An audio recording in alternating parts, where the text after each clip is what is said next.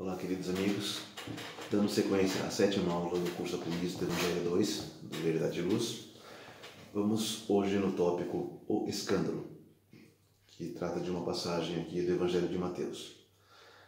E aquele que receber uma criança como esta, por causa do meu nome, recebe a mim. Caso alguém escandalize um desses pequeninos que creem em mim, melhor seria que lhe pendurassem ao pescoço uma pesada mão e fosse precipitado nas profundezas do mar.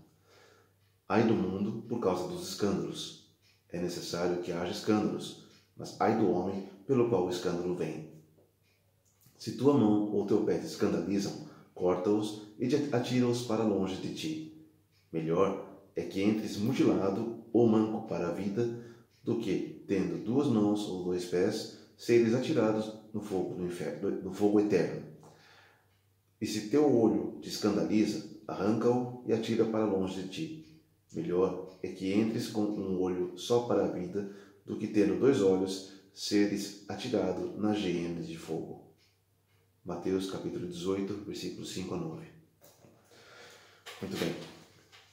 Esse tópico é sequência do visto na aula passada, que trata do maior no reino dos céus, que fala: vinde a mim os pequeninos.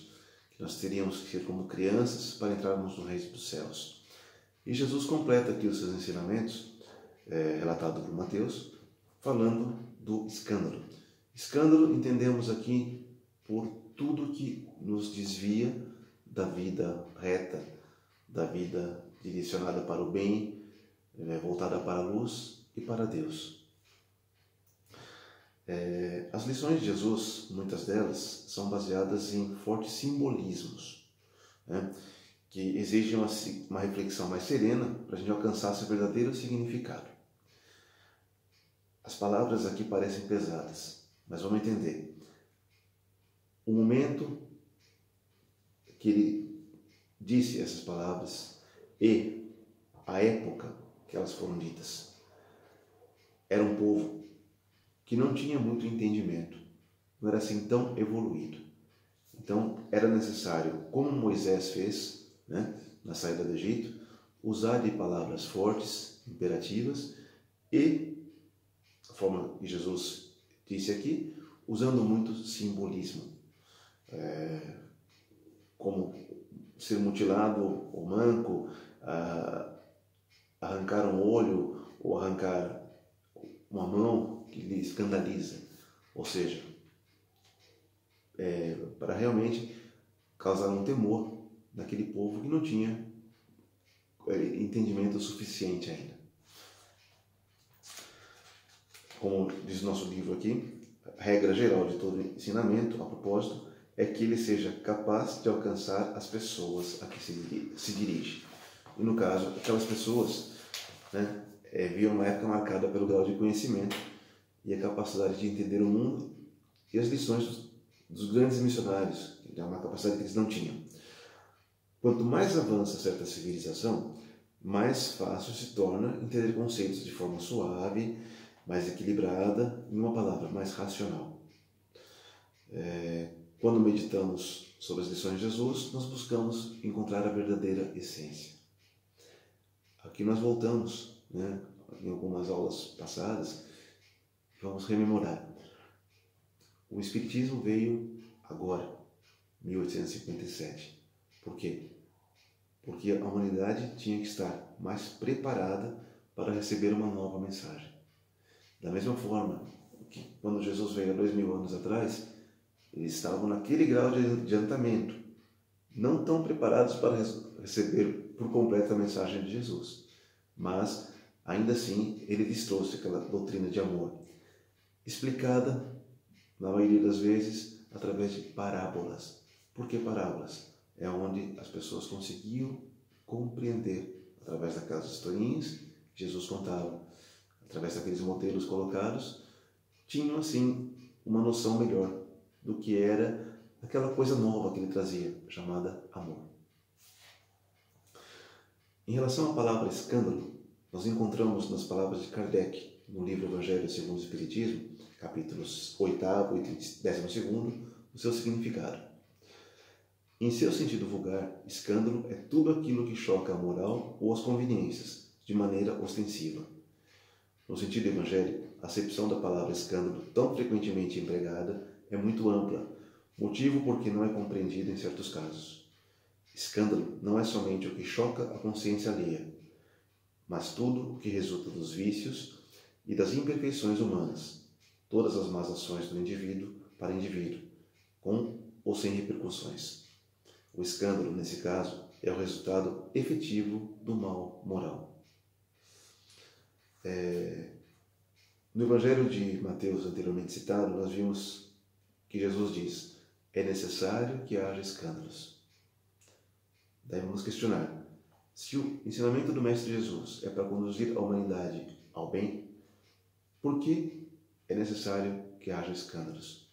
Que haja desvios de conduta moral, desvio da conduta a que nós nos propusemos para alcançar o bem? É que há o livre-arbítrio. E o livre-arbítrio do ser humano é inviolável, um direito que nasce conosco. Quando opta por seguir o caminho do bem, não estará gerando resultados futuros que tragam dor ou aflição. Por outro lado, quando é movido pelo egoísmo, e por outras más paixões, chegará um momento que ele será arrastado para uma situação escandalosa, aflitiva, dolorosa, que o faça refletir e despertar para o bem. Através do erro, nós temos aquele chacoalhão que nos desperta para a busca real do bem. Então, tem duas formas de aprender. Uma pelo exercício da razão, da ponderação, bom senso, e a outra quando o ser está resignado ao mal. E é através da dor gerada pelos escândalos do mundo que ele vai ter o seu duro e árduo aprendizado. Os escândalos devem ocorrer, então, como Jesus disse, para que a lei se cumpra. Devem ocorrer para que o espírito desperte, saia do entorpecimento moral e acorde para a vida, desenvolvendo a sua sensibilidade e a capacidade de amar. Jesus diz ainda: ai do homem pelo qual o escândalo vem. Significa o quê? Que o mal ainda predomina no mundo em que vivemos. E por consequência, muitos escândalos, muitos desvios ocorrerão. O homem que for causador do escândalo sofrerá no futuro, diante da lei da reação, os efeitos lesivos da sua má conduta. Nesse trecho, a gente pode buscar aqui no livro do Eliseu Rigonati, do Evangelho dos Humildes, um livro baseado no Evangelho de Mateus, aplicado sobre a luz do Espiritismo. E ele fala aqui: os que desviam seu próximo da crença em Deus e do bem que promana da fé viva, das consolações que se originam da certeza da imortalidade da alma, cometem um grande crime, porque se fazem agentes das trevas e trabalham para que o mal se perpetue na face da terra. São péssimas as consequências que um tal proceder acarreta para os infelizes, que se entregam à ingrata tarefa de apagarem a luz que clareia o caminho das criaturas para Deus. Rudes sofrimentos os aguardam no caminho do porvir.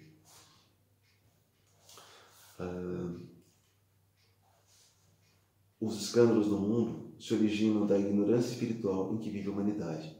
Os crimes, vícios, paixões inferiores, ambições desvaradas, vinganças, ódios, desonestidade, tudo são escândalos.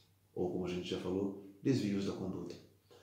Enquanto os homens persistirem em alimentar esse escândalo, não se livrarão do cortejo de sofrimento que os acompanha. Muitas vezes, nós temos sofrimentos na nossa vida presente. Por quê? Porque talvez tenhamos sido autores de escândalos no passado. Porque talvez tenhamos desviado criaturas do bem do seu caminho reto. Jesus diz: ai daqueles que desviarem do caminho ou que causarem escândalos a esses pequeninos. Ele se refere àquelas criaturas puras, as criancinhas da aula passada, que são ingênuos, não tem maldade, só tem amor. Mas muitos se aproveitam dessa situação e acabam deturpando a vivência desses seres indefesos. Quando Jesus fala Se tua mão ou teu pé te escandalizam, corta-os e atira-os para longe de ti. Obviamente, claro, não vamos tomar isso ao pé da letra. Se eu cometo um crime de roubo, por exemplo, eu vou cortar minha mão e atirar para longe. Se eu uso meus olhos para olhar o que não devo, eu vou arrancar um olho, né, e atirar para longe. Isso é um simbolismo, tá? Não temos que tomar isso ao pé da letra, porque a letra, em geral, é morta. E o que importa realmente é o seu significado real. Como já disse em algumas nossas aulas presenciais, é a letra que mata e o espírito que vivifica. Então, se nós nos atermos apenas ao que está escrito e levarmos ao pé da letra, nós vamos repetir o que muitas outras seitas fazem ainda atualmente, né? Levando tudo ao pé da letra e esquecendo do seu real significado, ou seja, não vivenciando os ensinamentos de Cristo espiritualmente. Kardec explica aqui no Evangelho segundo o Espiritismo, ainda, capítulo 8, item 17. Significa simplesmente a necessidade de destruirmos em nós todas as causas de escândalo, ou seja, do mal. É necessário arrancar do coração todo o sentimento impuro e toda tendência viciosa.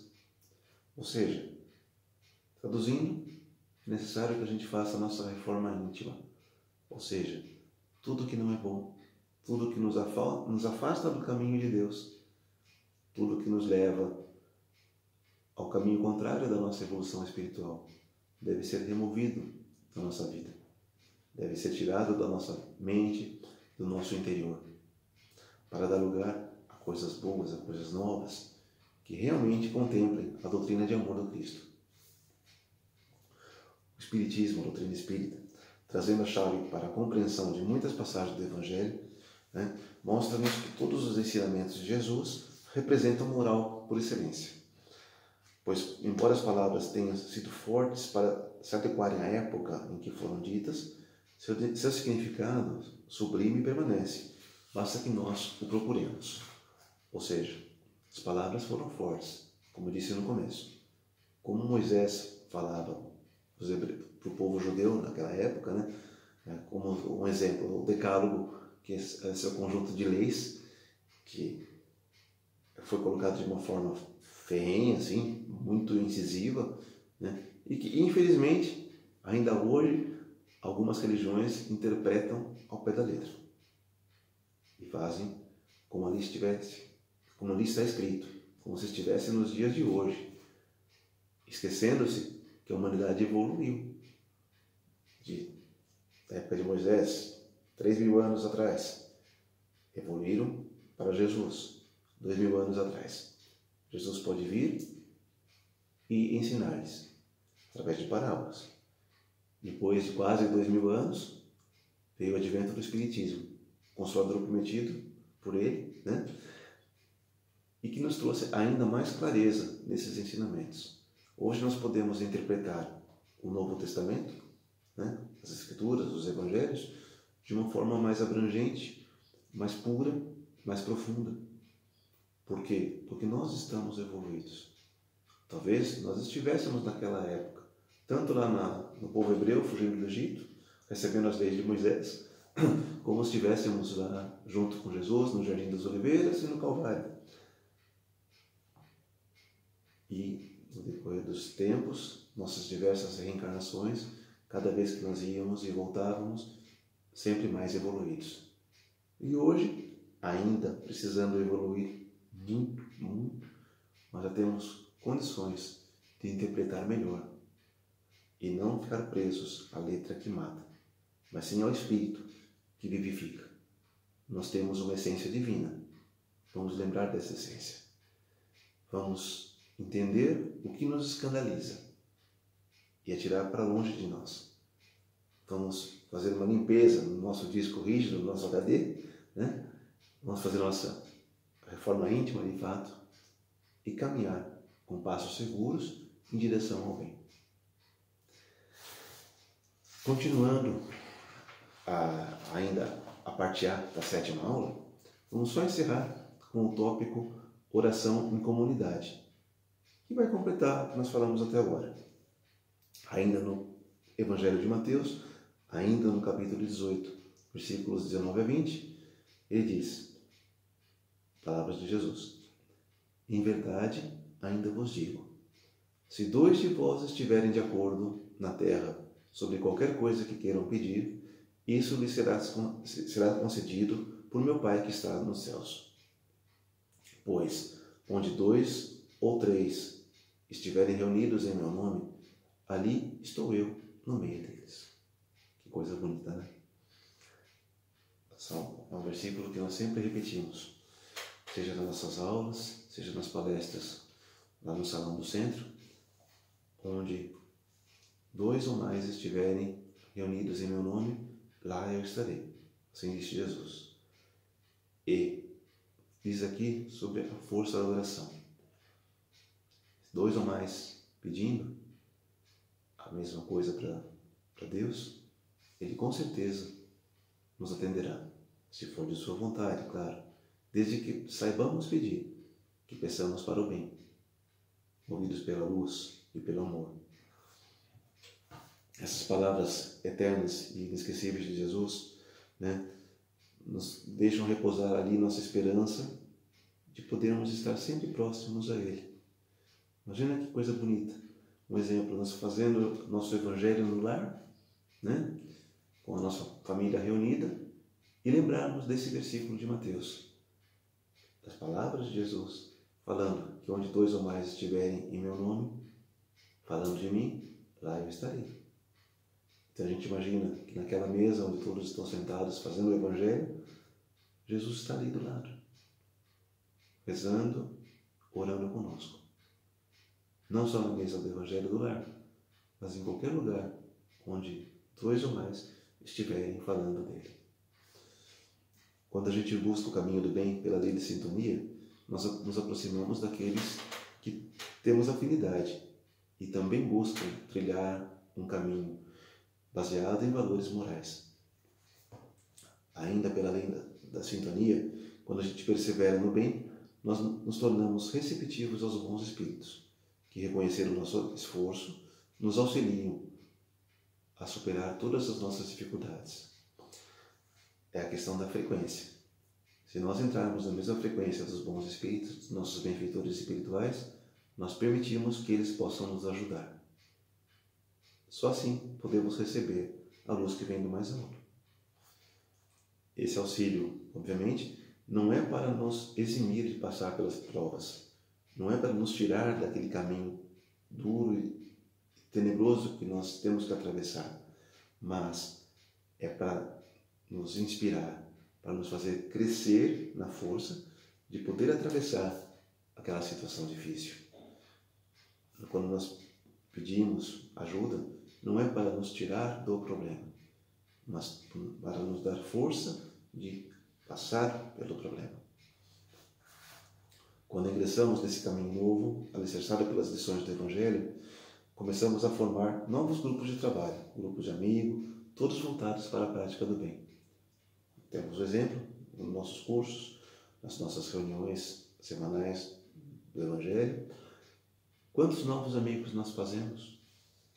Quantas pessoas nós passamos a encontrar nas ruas e vemos, conheço ele lá do centro. Aquela pessoa trabalha naquele serviço voluntário lá do centro. Aquela pessoa também segue a doutrina espírita, que legal. É alguém do bem. Abre um leque de uma nova irmandade. Nós passamos a enxergar mais irmãos e menos pessoas. Nós passamos a entender que fazemos parte de fato da grande família universal criada por Deus. A vida se transforma. Nós damos passos mais vigorosos e quando a oração, a meditação, a reflexão começam a fazer parte da nossa rotina, a gente avança e evolui cada vez mais. 2 ou mais unidos em pensamento em nome de Jesus, como diz aqui nosso livro, serão sempre ouvidos e acompanhados pelo Mestre Maior. Sim, nosso irmão maior, nosso Mestre Jesus, sempre nos acompanhará quando nosso compromisso for com o bem e com a verdade.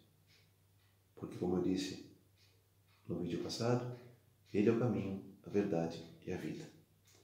Então, nesses tempos difíceis, em especial o que estamos atravessando agora, vamos orar e confiar sempre no nosso querido Mestre Jesus. Que assim seja. Fiquem em paz e obrigado.